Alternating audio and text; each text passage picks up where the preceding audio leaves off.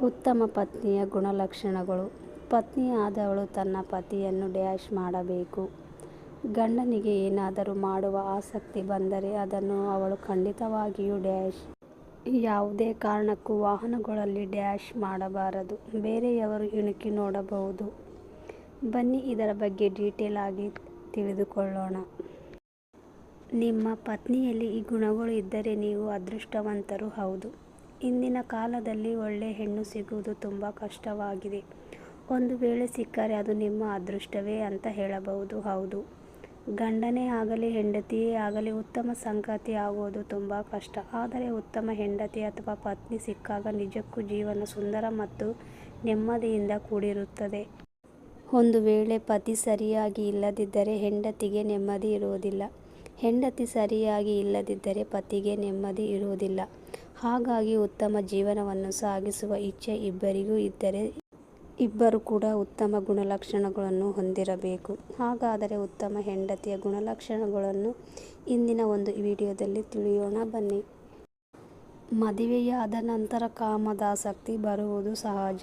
ಆದರೆ ನೀವು ಪ್ರತಿ ಬಾರಿ ನಿಮ್ಮ ಪತಿ ಅದನ್ನು ಬಯಸಿದಾಗ ನೀವು ಕಡೆಗಣಿಸಿದರೆ ಅವರು ಹೊರಗಡೆ ಕಾಮತೃಪ್ತಿ ಪಡೆದುಕೊಳ್ಳುವ ಸಾಧ್ಯತೆ ಇರುತ್ತದೆ. ಒಂದನೆಯದು, ಗಂಡ ಹೆಂಡತಿಯರ ನಡುವೆ ಕಾಮದ ಆಸಕ್ತಿ ಇರಬೇಕು ನಿಜ. ಪ್ರೀತಿ ಇಲ್ಲದೆ ಬರೀ ಕಾಮದ ಬಯಕೆಗಾಗಿ ಹೆಂಡತಿಯ ಹತ್ತಿರ ಬರುವುದು ತಪ್ಪು. ಅವಳು ಆಟದ ಬೊಂಬೆಯಲ್ಲ. ಅವಳ ಇಷ್ಟ ಕಷ್ಟಗಳನ್ನು ನೀವು ತಿಳಿದುಕೊಳ್ಳಬೇಕು. ಪತಿ ಪತ್ನಿ ಇಬ್ಬರು ಒಬ್ಬರನ್ನೊಬ್ಬರು ಅರ್ಥ ಮಾಡಿಕೊಳ್ಳಬೇಕು. ಎರಡನೆಯದು, ಪುರುಷರಲ್ಲಿ ಸದಾ ಕಾಮದ ಯೋಚನೆಗಳು ಓಡಾಡಬಾರದು. ಪ್ರಪಂಚದಲ್ಲಿ ಅನೇಕ ವಿಷಯಗಳು ಇದೆ. ನಿಮ್ಮ ಪತ್ನಿಯ ಬಯಕೆಗಳನ್ನು ಅದನ್ನು ನೀವು ಅರ್ಥ ಮಾಡಿಕೊಳ್ಳಬೇಕು. ಮೂರನೆಯದು, ಸ್ನೇಹಿತರೆ, ಕೆಲವು ಗುಣಗಳನ್ನು ಹೊಂದಿರುವ ಮಹಿಳೆಯರು ಇಡೀ ಕುಟುಂಬವನ್ನು ಸಂತೋಷದಿಂದ ಇಡುತ್ತಾರೆ. ನಾಲ್ಕನೆಯದು, ಒಂದು ವೇಳೆ ಯಾವುದೇ ತೊಂದರೆ ಬಂದರೂ ಶೀಘ್ರ ಪರಿಹಾರ ಕಂಡುಕೊಳ್ಳುತ್ತಾರೆ. ಐದನೆಯದು, ಅವರ ಮಕ್ಕಳು ಸಹ ಅತ್ಯಂತ ಯಶಸ್ವಿ ಮತ್ತು ಸಂತೋಷದ ಜೀವನವನ್ನು ನಡೆಸುತ್ತಾರೆ. ಆರನೆಯದು, ಸರಿ ಮತ್ತು ತಪ್ಪುಗಳ ನಡುವೆ ವ್ಯತ್ಯಾಸವನ್ನು ಗುರುತಿಸಿ ಸರಿಯಾದ ನಿರ್ಧಾರ ಕೈಗೊಳ್ಳುತ್ತಾರೆ.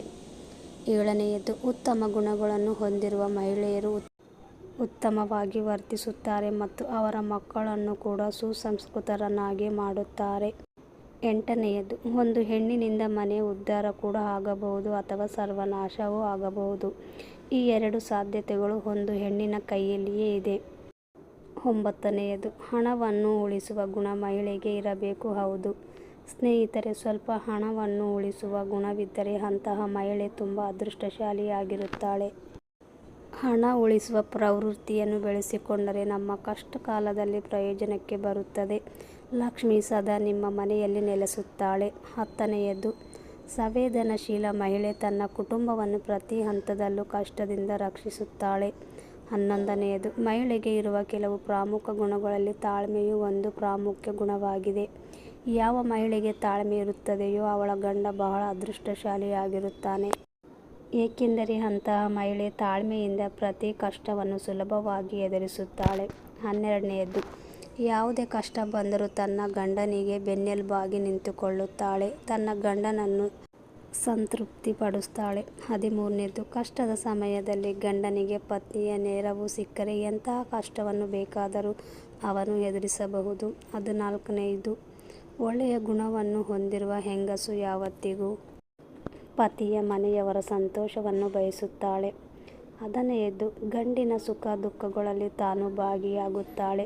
ಗಂಡನ ಮನೆಯವರ ಕಷ್ಟಗಳನ್ನು ನೆರೆಹೊರೆಯವರ ಹತ್ತಿರ ಆಗಲಿ ಅಥವಾ ತವರು ಮನೆಯಲ್ಲಿ ಆಗಲಿ ಹೇಳಿಕೊಳ್ಳುವುದಿಲ್ಲ. ನೋಡಿ ಸ್ನೇಹಿತರೆ, ಮದುವೆಯಾಗುವ ಪ್ರತಿಯೊಂದು ಹೆಣ್ಣು ಕೆಲವು ಗುಣಗಳನ್ನು ಹೊಸದಾಗಿ ಕಲಿತುಕೊಳ್ಳಬೇಕು.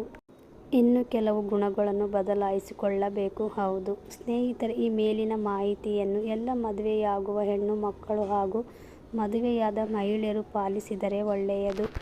ಸ್ನೇಹಿತರೆ, ಈ ವಿಡಿಯೋ ನಿಮಗೆಲ್ಲ ಇಷ್ಟವಾಗಿದೆ ಎಂದು ಭಾವಿಸುತ್ತೇನೆ. ಇಷ್ಟವಾದರೆ ಒಂದು ಲೈಕ್ ಮಾಡಿ ಮತ್ತು ಇದೇ ರೀತಿಯ ಹೆಚ್ಚಿನ ವಿಡಿಯೋಗಳಿಗಾಗಿ ನಮ್ಮ ಚಾನಲನ್ನು ಸಬ್ಸ್ಕ್ರೈಬ್ ಮಾಡಿಕೊಳ್ಳುವುದನ್ನು ತಪ್ಪದೇ ಮರೆಯಬೇಡಿ.